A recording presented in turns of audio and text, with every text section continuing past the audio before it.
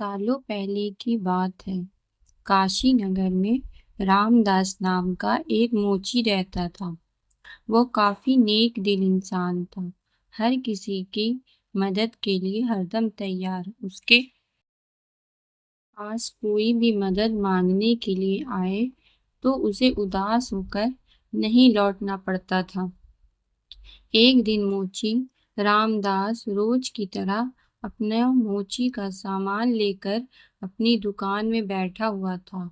उसके पास एक ब्राह्मण आया और अपना जूता सिलने के लिए दिया।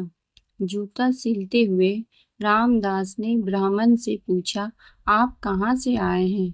ब्राह्मण देव ने जवाब दिया, मैं कावेरी तट से यहाँ गंगा माँ के दर्शन करने और नहाने आया हूँ।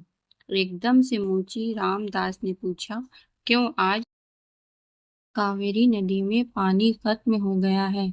क्या ब्राह्मण ये बात सुनकर हैरान हो गया। उसने रामदास से कहा, तुम गंगा तट पर रहते हो और ऐसी बात कर रहे हो? क्या तुम्हें गंगा माँ का महत्व नहीं पता? क्या तुम कभी वहां स्नान और दर्शन के लिए नहीं गए? रामदास ने जवाब दिया, ना मुझे महत्व पता है और ना मैंने कभी वहां स्नान किया है। रामदास आगे कुछ बोलता कि उससे पहले ही ब्राह्मण देव ने कहना शुरू कर दिया, गंगा तट पर रहकर ना गंगा की शक्ति का पता है और ना कुछ और, तभी तो तुम्हारे भाग फूटे हुए हैं। उसके बाद ब्राह्मण ने रामदास को गंगा माँ की महिमा सुनाई। ब्राह्मण की बातें सुनने के बाद रामदास ने कहा, अपना मन साफ हो तो हर तट का पानी गंगा है। इतना कहने के बाद रामदास ने जल्दी से जूता सिला और ब्राह्मण से कहा, आपका जूता ठीक हो गया है। अब गंगा किनारे जाते हुए क्या आप मुझ पर एक एहसान करेंगे? ब्राह्मण देव ने कहा, जरूर, बताओ क्या करना है। रामदास ने अपने जेब से एक साबुत सुपारी का टुकड़ा निकाला और कहा, आप जब गंगा में स्नान करेंगे तब उन्हें यह साबुत सुपारी अर्पण कर देना।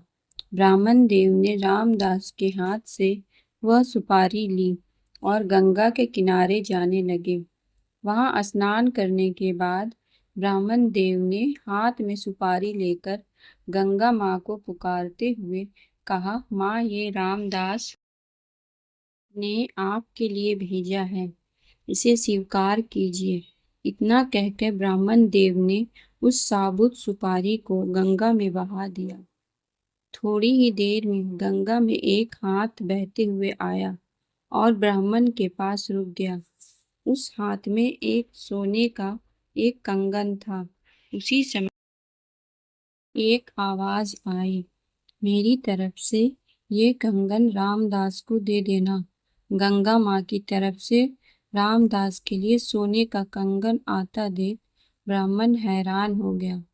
दंग ब्राह्मण ने कंगन को हाथ में उठा लिया। कंगन हाथ में लेते ही ब्राह्मण के मन में लालच आ गया। उसने सोचा कि मैं ये कंगन रामदास को नहीं दूंगा। आखिर रामदास को पता ही कैसे चलेगा कि माँ गंगा ने उसे कंगन देने के लिए कहा है। इस सोच के साथ ब्राह्मण आगे बढ़ने लगा।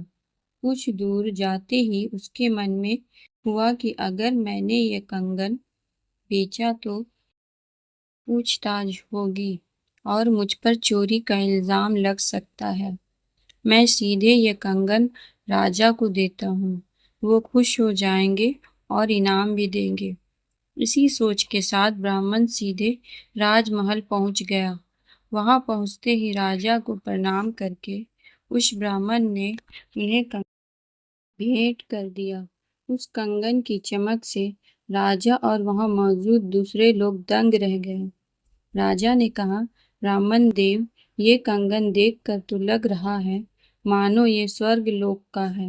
राजा ने वो कंगन अपनी पत्नी को दे दिया। पत्नी ने जैसे ही कंगन पहना वह खुश हो गई। तभी राजा ने ब्राह्मण से कहा, यह एक कंगन है, मुझे इसका दूसरा जोड़ा भी चाहिए। रानी दोनों हाथों में यह कंगन पहनेगी, तभी उनकी शोभा और बढ़ेगी। ये सुनते ही ब्राह्मण के पसीने छूट गए।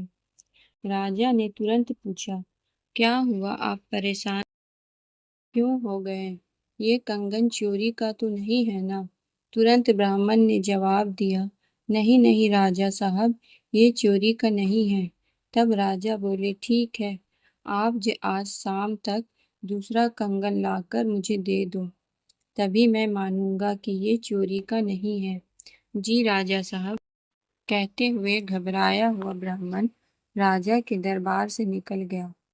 राजा ने अपने कुछ सिपाही ब्राह्मण के पीछे लगा दिए ताकि उन्हें कंगन का सच पता चल सके। राजमहल से निकलकर ब्राह्मण सीधा रामदास के पास गया। उसने गंगा माँ द्वारा दिए गए कंगन, उसके मन में लालच और राजा की फरमाइश सबके बारे में रामदास को बता दिया। उसके बाद रामदास से पूछने लगा कि दूसरा कंगन कैसे हासिल होगा। रामदास ने ब्राह्मण की सारी बातें सुनने के बाद अपनी दोनों आंखें बंद कर ली। उसके बाद रामदास ने हाथ जोड़कर गंगा माँ से ब्राह्मण को बचाने की विनती की। 1 मिनट के बाद रामदास ने अपने सामने रखी एक बाल्टी में हाथ डाला और उससे वैसा ही कंगन निकाल लिया।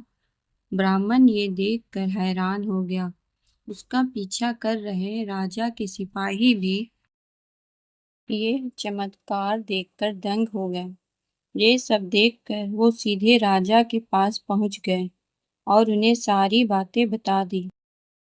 इधर ब्राह्मण भी रामदास को धन्यवाद कहकर कंगन लेकर राजमहल निकल गया। वहां पहुंचते ही ब्राह्मण ने राजा को कंगन दे दिया। राजा ने उससे कुछ नहीं पूछा और चुपचाप कंगन ले लिया। कंगन लेने के बाद राजा खुद अपने सिपाहियों के साथ रामदास की दुकान पर गए और रामदास को गंगा माँ की भक्ति के लिए इनाम दिया। इंसान सिर्फ दिखावा करके कुछ हासिल नहीं कर सकता। भक्ति, मान सम्मान सब दिल से होना चाहिए।